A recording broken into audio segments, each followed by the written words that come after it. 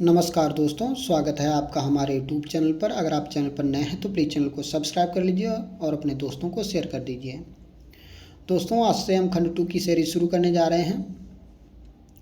ठीक है, तो लिखने के लिए तैयार हो जाइए। 85 शब्द प्रति मिनट की गति से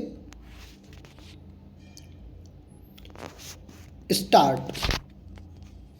महोदय, हमारे जीवन में संगीत का व्यापक स्थान है। भारतवासियों को अपने प्राचीन युग से अथवा अपने पूर्वजों से शास्त्रीय संगीत के रूप में एक बहुमूल्य निधि मिली है। हमारे पूर्वजों की दृष्टि में संगीत का ध्येय आध्यात्मिक साधना था और उन्होंने संगीत का इसी आदर्श के अनुकूल विकास किया। हम कह सकते हैं कि हमारे देश में यह कला पूर्णता के शिखर पर पहुंच चुकी थी। संगीत के ध्येय के संबंध में आज हमारे विचार चाहे कुछ भी हों, यह सभी स्वीकार करेंगे कि इसमें सामंजस्य की ओर ले जाने वाली और व्यक्त जगत से ऐक्य का आभास कराने वाली शक्ति निहित है। संगीत के वातावरण में ही नहीं बल्कि श्रोताओं और गायकों के मन में भी सामंजस्य की उत्पत्ति होती है। संगीत के उच्च ध्येय और व्यापक प्रभाव के कारण ही प्राचीन काल में भारतवासियों ने संगीत को जनसाधारण के सामाजिक तथा सांस्कृतिक जीवन में ऊंचा स्थान दिया था। शायद ही कोई ऐसा भारतीय त्योहार या उत्सव हो जिसमें संगीत का आयोजन न होता हो। संगीत जन्म से मृत्यु पर्यंत हमारे साथ रहता है।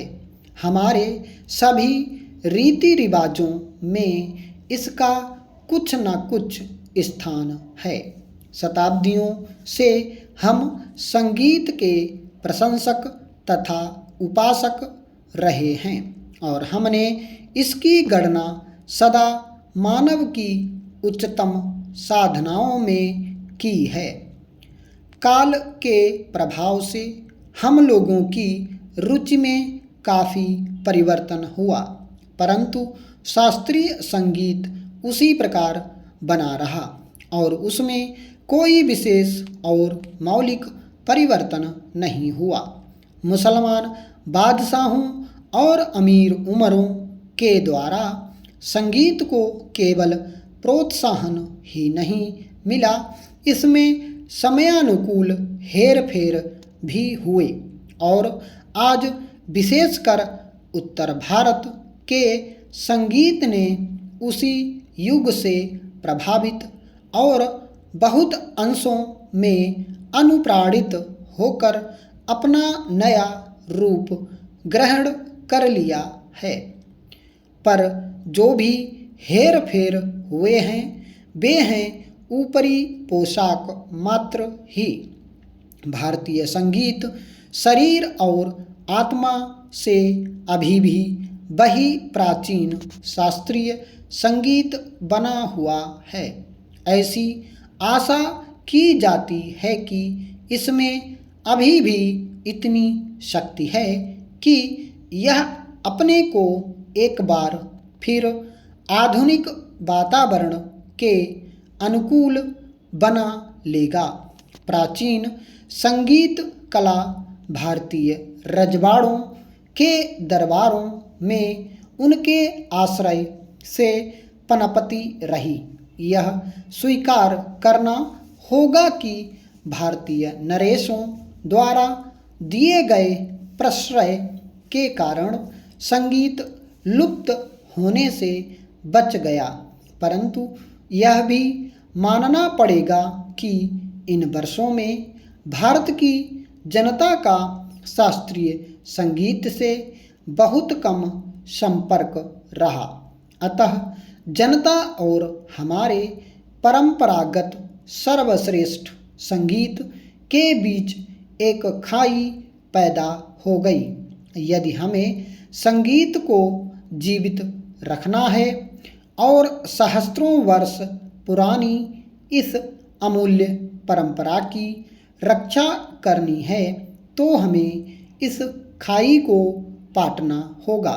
यदि यह आवश्यक हो तो शास्त्रीय संगीत में ऐसे संशोधन करने में कोई बुराई नहीं जिनके फलस्वरूप यह लोकप्रिय बन सके।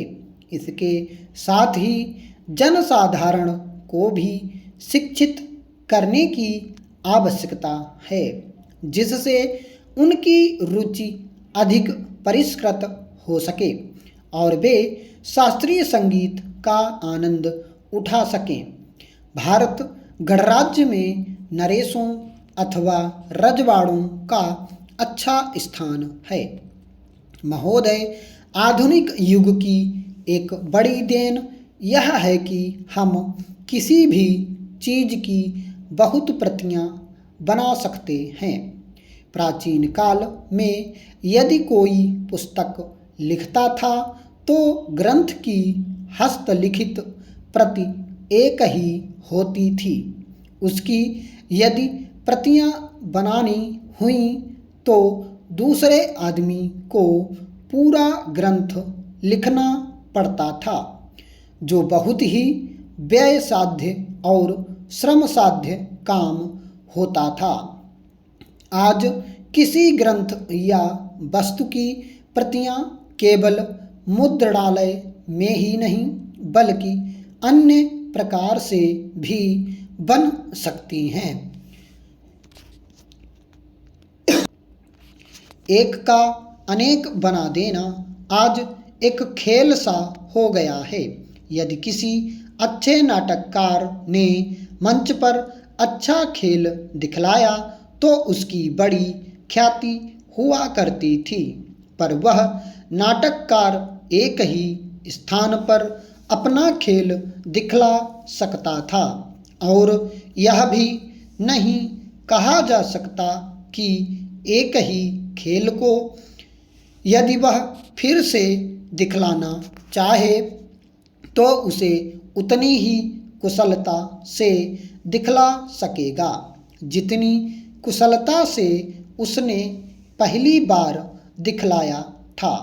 आज केवल यही नहीं कि नाटककार के चित्र की प्रतियां बहुत बन सकती हैं, बल्कि उसके चलचित्र की प्रतियां बनती हैं और साथ साथ उसकी वाणी भी सुनने में आ सकती है और वह केवल एक स्थान पर ही नहीं बल्कि संसार के एक कोने से दूसरे कोने तक जहाँ चाहे सभी स्थानों पर और जितनी बार चाहें सुन सकते हैं और देख सकते हैं। इसी का नाम साधारणतः फिल्म हो गया है। फिल्म में बड़ी शक्ति है। यदि अच्छे पात्र, अच्छे कथानक और अच्छा आदर्श दिखलाया जाए तो उसका प्रभाव बहुत ही अच्छा पड़ता है, जैसे किसी भी अच्छे नाटक का। पर वहाँ भी यदि कथानक दूषित हो, पात्र चरित्रवान ना हो और गतिविधि उनकी ऐसी हो जो समाज अथवा व्यक्ति को ऊपर उठाने के बदले नीचे ले जाने वाली हो, तो उसका प्रभाव उतना ही बुरा पड़ता है।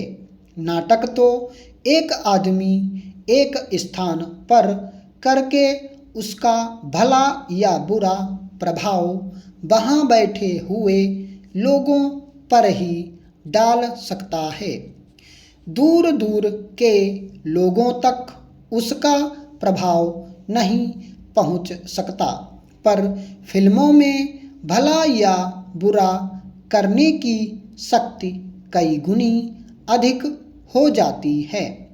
किसी फिल्म की जितनी प्रतियां बना ली जाती हैं, उतना ही उसका प्रभाव भी असीमित हो सकता है।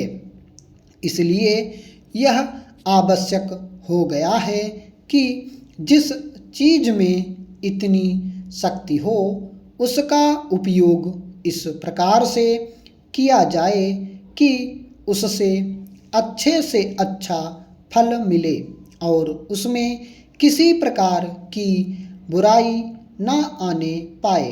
आज सिनेमा का उपयोग 3 कामों में होता है: शिक्षा, मन बहलाव और प्रचार। ये तीनों काम जीवन में महत्वपूर्ण हैं। सिनेमा का उपयोग शिक्षा के काम में जितना बढ़ेगा उतना ही हो सकता है, पर शर्त यह है कि कथानक शिक्षाप्रद हो और जो पद्धति अपनाई जाए वह ऐसी हो जिसके द्वारा शिक्षार्थियों को सच्ची शिक्षा मिल सके। जब मैं शिक्षा शब्द का उपयोग करता हूँ तो मेरे ध्यान में केवल बच्चों की ही शिक्षा नहीं है। स्टॉप।